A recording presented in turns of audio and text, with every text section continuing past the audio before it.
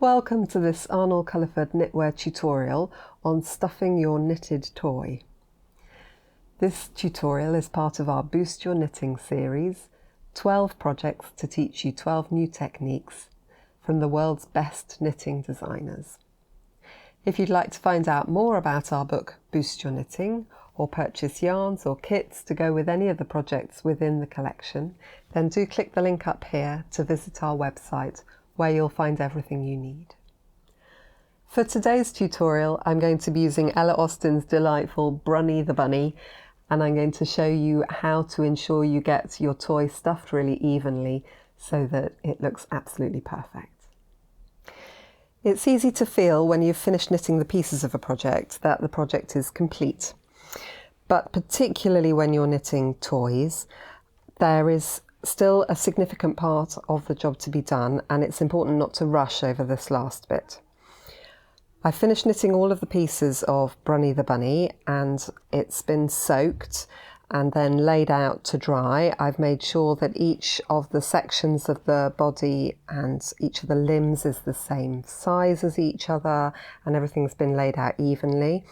And everything's now dry, so I'm ready to start stuffing, which is the next stage in the finishing process.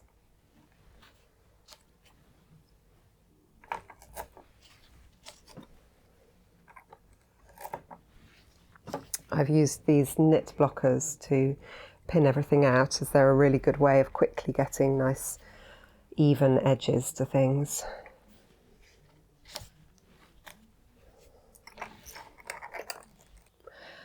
I'm going to use this polyester children's toy stuffing to stuff my Brunny the Bunny, and it often comes quite compressed in its package, so the first thing to do is to get it out and tease it apart, open the stuffing up so that you haven't got any hard lumps within the mass of your stuffing.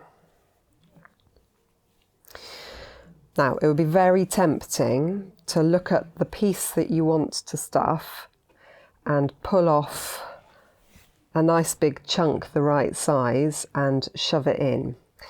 But if you do that, you're going to end up with a really lumpy stuffed toy. It is really important that you take your time to put in small pieces of stuffing, because the small pieces of stuffing then each might be a little bit lumpy, but overall you get a much smoother finish than if you just chuck a big wodge like this in.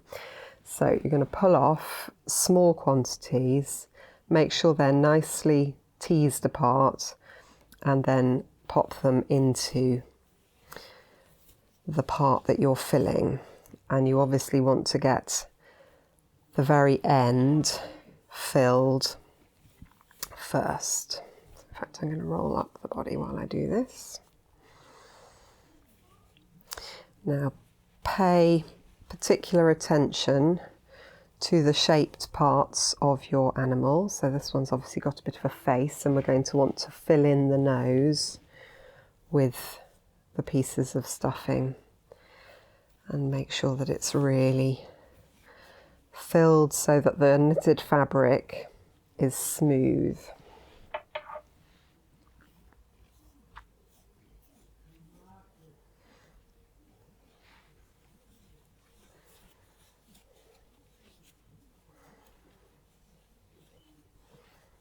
So I'm filling the top of the head here, and you're starting to see a nice filled shape.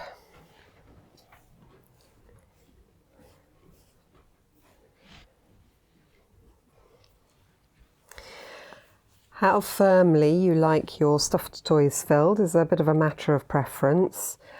I like to err on the side of them being quite firm, because over time the stuffing does tend to get squished back in as the toys get loved and played with and things.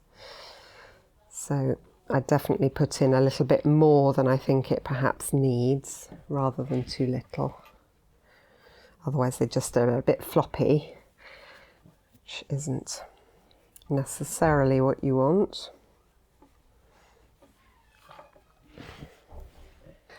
Having filled in that section, I'm just going to have another good feel and see whether it needs any more. I think it does still need a bit more up there because it's a bit sunken.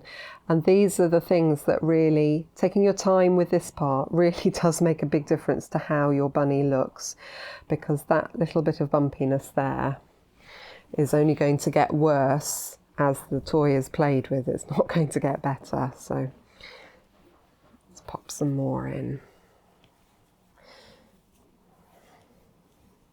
And it's mostly just a case of teasing the stuffing round into the right place and making sure that there's enough there. Right, that's better. And have a look at it from both sides. The back there's looking nice and smooth, it's not lumpy. Have a feel in all directions. I think we probably can pop a bit more in the front of the nose now. I've got enough on the sides there. A bit more in the nose.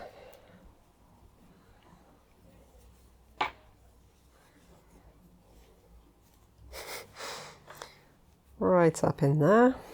And another bit.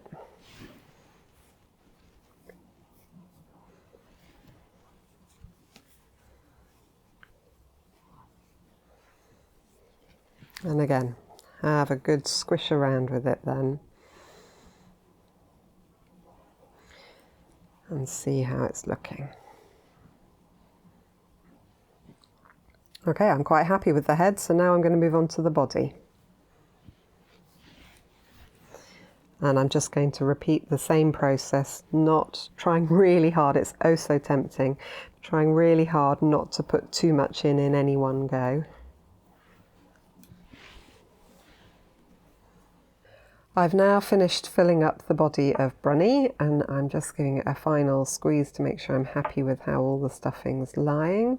Obviously you want it to be really nicely stuffed right up to the very, very bottom of the piece, and once you're happy that everything is as it should be, then we're going to pin closed the bottom of the body, ready for sewing it shut. So just push those last bits and bobs in. We've got the tail there to show us where one end is, and we've got a marker for the other. So just make sure you're not catching the stuffing at the very edges. I'm going to very carefully use a couple of pins to close the edge where we want it to be sewed up. Now obviously if you're using pins when you're finishing a children's toy, hopefully it goes without saying to be very careful to make sure you take them all out. Don't leave pins in a kid's toy. We've used 2 here, and I'll make sure I put 2 back in my tin later. So our body is now full and ready for sewing up. So now I'm going to just quickly show you how to do one of the narrower limbs, because obviously these present their own challenges because they're quite skinny and it's a little bit trickier to get the stuffing evenly all the way down.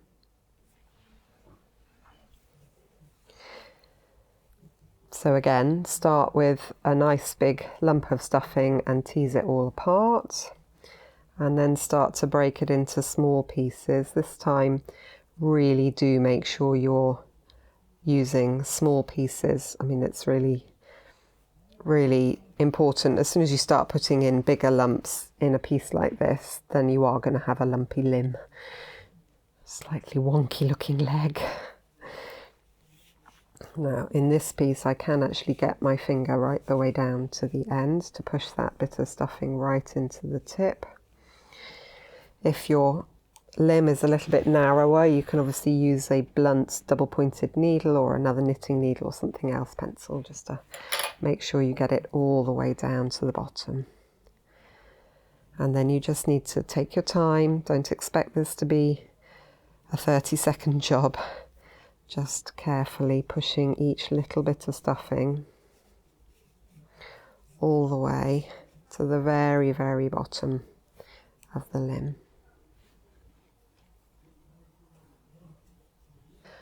Once you've put all your little bits of stuffing in and you're happy with how it's feeling, do take the time to check it carefully. And actually with a little limb like this, if you discover you've got a bit of a gap, it's very difficult to poke something right down into the gap, so you're better off pulling everything back out and starting again.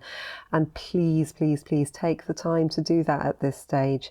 If your leg is looking a bit lumpy now, you're not going to be happy with it once you've sewn it on. It's much better to just take a deep breath, pull it out, restuff it, and just feel it carefully as you go, because you'll then end up with a toy that looks completely different. A nice smoothly stuffed toy is a totally different beast from one that's had big lumps popped in, or just that some of the stuffing's fallen in a funny place. It's not that you're not doing it right, it's just sometimes it does get a little bit compacted in one area or whatever. Take your time at this stage, pull it back out if you need to, and when you're totally ready, again, you might want to just pop a pin or something in the top of there, ready for sewing up. Thank you for watching our tutorial on stuffing a hand-knitted toy. I hope you'll see that it's worth taking your time and redoing if you need to, and you'll feel really confident now about making toys and finishing them beautifully in the future. If you'd like to find out more about our book, Boost Your Knitting, or purchase any of our yarns or knitters treats or any of the other lovely things we have for sale on our website, then do click the link up here to head over to our online shop. Every purchase in our online shop allows us to continue to make video tutorials for you, so thank you ever so much for your support.